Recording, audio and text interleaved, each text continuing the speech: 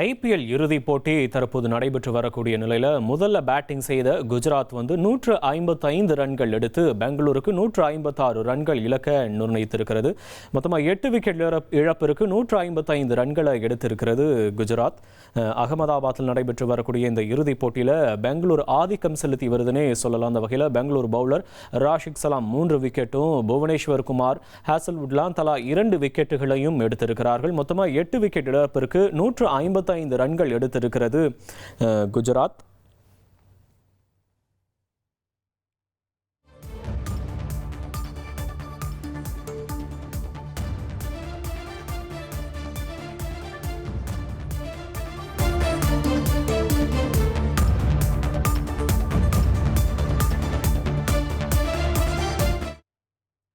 கூடுதல் விவரங்களை செய்தியாளர் பாலாஜி வழங்க கேட்கலாம். பாலாஜி வணக்கம். பெங்களூருக்கு 156 ரன்கள் இலக்கு நிர்ணயிக்கப்பட்டிருக்கு. ஈசி சேஸா எப்படி இருக்க போது ஆட்டம்?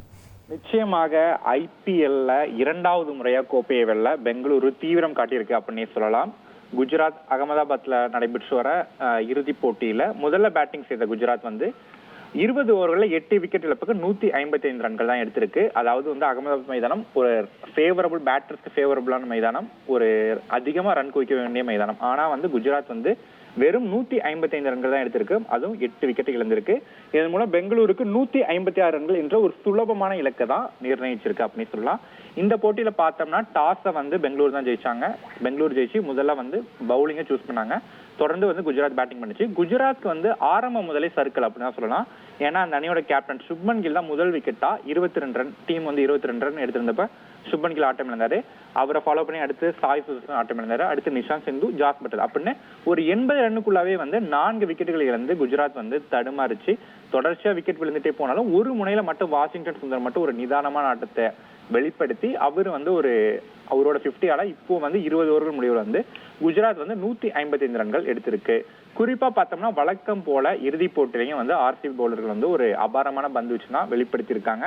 கடுமையான நெருக்கடியை குஜராத் பேட்டில் கொடுத்தாங்க. அவங்களால பெரிய அளவுக்கு ஸ்கோரே பண்ண முடியல. அவங்களோட லைன் அண்ட் லென்த் பெர்ஃபெக்டா இருந்துச்சு அப்படின்னு சொல்லலாம். குறிப்பா இந்த தொடர்ல கலக்கிட்ட ரஷிக் சலாம்தார் அவர் இறுதிப் போட்டிலையும் ஒரு அற்புதமான பங்களிப்பை வெளிப்படுத்தி 3 விக்கெட்டுகள் வீழ்த்தியிருக்காரு. புவனேஸ்வர் குமார், ஹேசல்வுட் வழக்கம் போல தலா 2 விக்கெட்டுகள் வீழ்த்தி எல்லா குஜராத் பேட்டர்ஸும் நெருக்கடி கொடுத்தாங்க. அவங்களால கடைசி வரைக்கும் பெரிய அளவுக்கு ஸ்கோர் பண்ண முடியல. பிக் ஹிட்டிங்கே போல. குறிப்பா இந்த போட்டியில வெறும் 2 சிக்ஸ் தான், மன்னிக்கவும் 3 சிக்ஸ் தான் போயிருக்கு. ஹர்ஷத் கான் 2 சிக்ஸ் அடிச்சாரு. கடைசியில ரஷீத் கான் 1 சிக்ஸ் அடிச்சாரு. குஜராத் இன்னிங்ஸ் வெறும் 3 சிக்ஸ் தான் அடிச்சிருக்கு. பொதுவாகவே அகமதாபாத் மைதானத்துல 200 ரன்கள் எளிதா அடிக்கப்படும் அப்படின்னு அதாவது அகமதாபாத் மைதானத்துக்கு ஒரு பார் ஸ்கோராவே இருக்கு.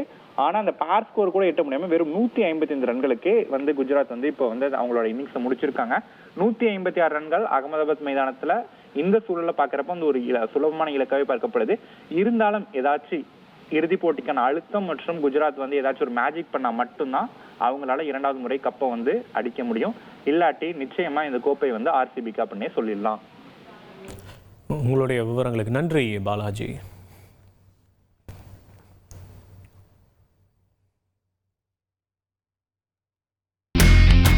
இனி செல்லும் இடமெல்லாம் செய்தி.